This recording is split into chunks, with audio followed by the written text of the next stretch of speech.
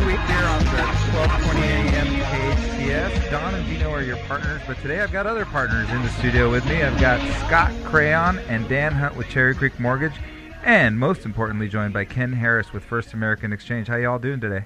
Very good. Really good. Oh, wow. Thank you. I threw a y'all out there. You did. I'm rubbing off on you. My New Orleans, my Nylons accent is coming out a little bit. But yeah, definitely. Kenny aside, it takes two of us to fill in for Don's shoes. Right. So, and I still don't think we have enough air to talk as much as Don does. Not even close. I hope Don's listening while he's out. I doubt it. Yeah. Hopefully he's having a good time. On the internet. Yeah, he's probably having a Pinot right now. Yeah. I hope so. Right, Oregon Pinots. Well, as we were saying a little bit earlier, you can join us at donandgino.com. Join us in the Vault Media Studios on the website, and you can see live what's happening here in the studio, and it is a live show. And we do that to make sure you get the most up-to-date information every single week, every Thursday from 12 p.m. to 2 p.m., to make sure that you're in the know and know exactly what to do, especially right now with what I think is a really hot topic, Kenny, is what you do is 1031 exchanges. Yes. You do this for First American Exchange, which is one of the largest exchange companies, if not the largest exchange company. Is that correct? That's correct. Well, we're backed by First American. So First American title, so we're part of that. So, yes, we're big. Funds are backed by First American, so it's definitely a great company to go with if you're looking for accommodators. So let's talk about that for a second, because you just mentioned accommodators. So that's what a 1031 exchange needs, an accommodator, correct? Correct. Okay, so tell us a little bit of the basics. What's a 1031 exchange, and what's your role as an accommodator? Okay, 1031 exchange basically is a tax shelter for property that's held for investment for usually at least 2 years and being exchanged for other investment property that's also going to be held for 2 years. Instead of paying your capital gains tax on the gain that you have, you can defer that basis into the acquisition property and not pay your taxes at that time. So technically, if you have $1 million gain on a property, which isn't uncommon, instead of paying maybe $300,000 in taxes, keep that $300,000 and put it in other property and hopefully net you more income. Yeah, and I'll bring up something else that I think is important with this. That's where the strategy really pays off. If you're able to continuously defer these exchanges for many, many years, then the taxes that you do end up paying on the sale eventually, that same $300,000 30 years from now may only be $100,000 of today's money because of inflation. So it's a hedge against inflation when you're able to defer this tax exchange. Yeah, you could look at it that way, and some people don't like to exchange. I think from 2008 till about 2012, tax rates were low until 2013 when Obama had increased it with the Medicare tax and the additional 5% for certain people in certain income brackets. But instead of deferring your taxes, they were just paying their taxes, so we were slow at that time. Now the tax rates have gone up for most. They're going ahead and they're 1031 exchanging now. So it's definitely something to think about now, especially you have to at least talk about it, and that's what I always try to educate my real estate agents. Hey, bring this up if it's not a primary residence. It's a potential exchange they could save on this. And then the agents could also benefit because they have to buy other properties, sometimes multiple properties. So let's talk about that for a second. So you're saying this could be of a benefit to an agent. So the agent's probably the first person to identify that there's an opportunity. Absolutely. Yeah, anytime you have a listing, an appointment, trying to get a listing, and it's not their primary residence, that's a potential exchange. It could be vacant land.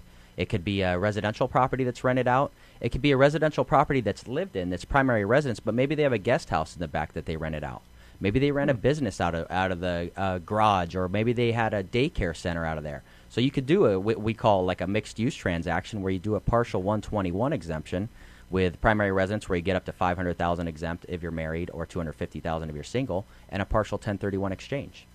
Wow. Okay, Yeah. I never heard that piece Yeah. before. When this is why we have our guests on repeatedly. Every single time we learn something new, because over the 1 hour that we have to discuss, there's no way that we could ever cover everything that you do, Ken. Well, I've been doing this for 15 years and still learning. So, But can you do this? Can you do this forever? I mean, in other words, can you go from property to property to property for? Yeah. Is it just your lifetime? What if it's in a trust? What if can you will it to people? Well, a lot of my clients' game plan is to do it forever. Instead of eventually, because if your basis keeps rolling in, the basis from your property, from the original property you exchange out of, does affect your taxes in the future if you eventually sell and don't exchange. Right. So instead of doing that, their plan is to do it forever until death. Upon the death, you get a step up in basis. So whoever inherits that property through the trust or the successor trustees of the trust get the step up in base, so they can now sell the property at no capital gain consequence. Ooh. Yeah. That's the magic No key. That's yeah. the magic No nugget capital right there. No capital gain. Wow. Yeah. Now you gotta, you always have the inheritance tax that may come into Right. play depending on how much you inherit and tax. stuff like that. Yeah. So there's more that comes into play, but capital gains tax, yeah, you get the step up in basis. So sometimes it's hard for me to say this word, but the reality is that it seems like one of the best tools possible so that you can transfer real estate transgenerationally and continue to have transgenerational growth and wealth for your heirs. Yeah, and then sometimes too, don't think because they inherited it they can't exchange, because sometimes people inherit a property, then they rent it out for the next 5 years. There could be a gain from 5 years ago to today. So if you inherited it and you're selling it right away, you could probably sell it at no capital gains consequence. But if they inherited it 2, 3, 4 years ago, they may have that gain from years past. Just a basis gain then. Yeah. Right. So how's that value established at death then? Is there Fair market value of, you're going to have to declare that probably. You're going to pull comps or, get an appraisal or, usually you can figure that out through just comps. I would say that usually when there's some sort of an estate transfer, I guess not. If it's transferred via trust, there may not be, because there's no probate event. Yeah. There's probably not an appraisal at hand. If there was a probate event, though, there would definitely be an appraisal had at that time. Yeah, you could do appraisal. You could probably do comps.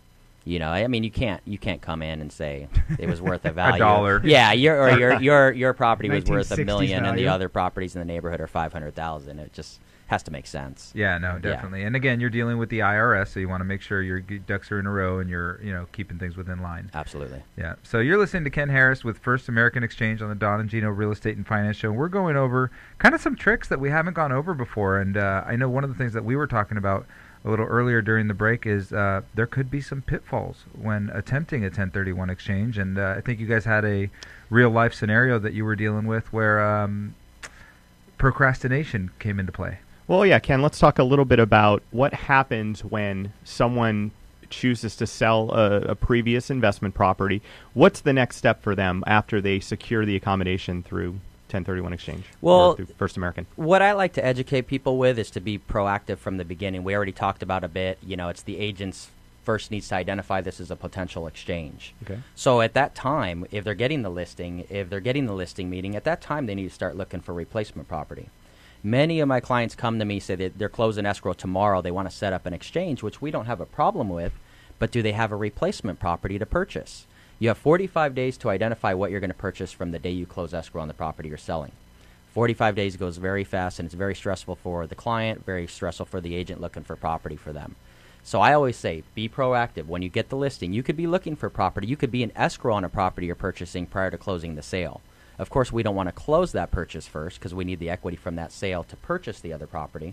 There are reverse exchanges that we could go into later if you want to avoid that, if you want to buy first. But know what you're buying. If you go into the 45 days you identify blindly, then you don't know if you're going to be able to get those properties. If you come to me on day 50 and you can't purchase what you identified, you have a failed exchange. Do you have to have a closed escrow, or do you just need to be under contract? You don't even have to be under contract. Really, we're going to provide you with a form that says identify your properties, and they could identify 1, 2, or 3 properties. There's a few different rules they could identify on. They need to submit it to me. I don't even really care if they're in contract. They don't have to be.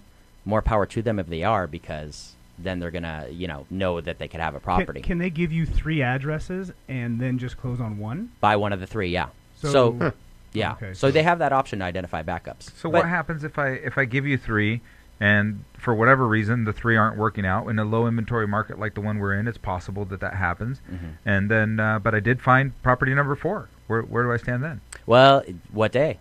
Prior to 45 or after 45? Well, let's go prior to 45 first. Prior to Can I 45, still swap it out? Prior to 45, we could revoke it and replace it. After 45, you better You're knock stuck. on those doors with Yeah. those people and say, hey, I'll give you Yeah, an extra, exactly. extra 10 grand. Yeah. Yeah, once the 45 days goes past, you can't change the identification form. Yeah, so I think this is a good example of being prepared. So, I had a client, and I know of Ken's services as well, and he came to me, he said, hey, Scott, I'm closing Friday. This is like on a Monday. He said, I'm closing Friday on my investment property. I'm thinking about doing an exchange. Do you know anyone? So I referenced Ken's name and number, gave it to him. Guy took a couple of days to think about it and compare his company to other similar firms. And and I think he called you on Thursday. Yeah. And you didn't even know it. You said, "Yeah, I'm closing tomorrow." Yeah. Were you able to pull that off? We pulled it. We pulled it. You Wow. know, we'll get the stuff. I mean, we could do things pretty quickly. Nothing needs to be notarized. We get our documents drawn, sent out, email them out. They can email them back. We're ready for closing. Right. So we could get it together pretty quickly. That Right, and- doesn't mean you should do No. it that No. way. and not to pick on this unnamed customer, but what also ended up happening, he said, well, okay, and I'm looking to buy another property now that I got the exchange in. Well, you got to get pre-approved for that. That doesn't always happen day one, especially when we have complex tax returns and whatnot. And it took them a few weeks to even get all the documentation to me so I could pre-approve them. So there's a week, there's maybe 2 weeks, and you've got a total of 45 days, and they've made a few offers on some property and haven't gotten those offers accepted yet. So they're running a little bit out of time here. Yeah, so now he's on that behind one. the 8 ball. Yeah. So, and let me give you what I think is the biggest negative, and I always like to tell people this up front too. Your funds come into the exchange. The IRS doesn't allow us to just refund their money back on day 10 if they're not going to identify. Their funds are tied up with us for a minimum of 45 days from the day they close escrow. If they don't identify anything, then we could send their balance of funds back after day 45. And then they'll just be subject to whatever taxation Whatever they were taxes, subject yeah, to and in the past. we have kept our fee at that time. So we collect our fee at the close of escrow of the sale, and we keep our fee because you have an active exchange at that point too. Okay. Let's say you identify 3 properties and you can't buy those 3 properties. Then you have to wait the full 180 days before you get your balance of funds. Don't lose your money in a failed exchange. When we come back, we'll talk more with Ken Harris at First American Exchange and a little bit more with Scott Crayon and Dan Hunt that are helping me out today in lieu of Don Getling. So when we come back to the Don and Gino Real Estate and Finance Show, we'll dig right in.